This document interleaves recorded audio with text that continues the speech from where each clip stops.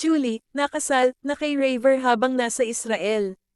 Sumalang ang kapuso couple na sina Julie Ann San Jose at Raver Cruz sa Fast Talk with Boy Abunda noong Biyernes 13 ng Oktubre.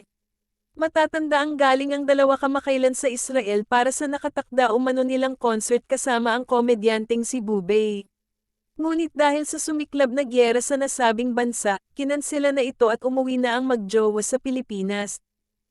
Sa panayam, ibinahagi ni na Julie at Raver ang kanilang mga kahindik-hindak na karanasan sa loob ng ilang araw na pananatili doon.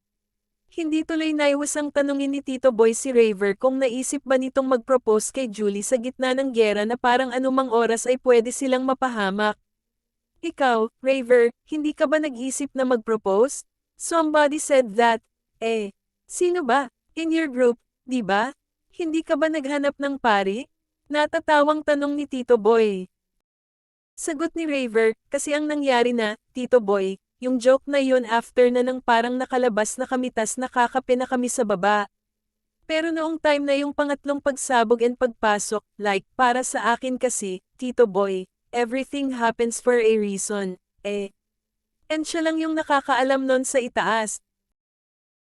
And para sa akin, yung glimmer of hope, yung lakas ng loob ko, nanggagaling kay Julie.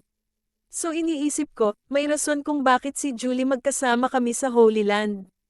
And then for me, mind, body, and soul, kasal na ako sa kanya, dagdag pa ng aktor.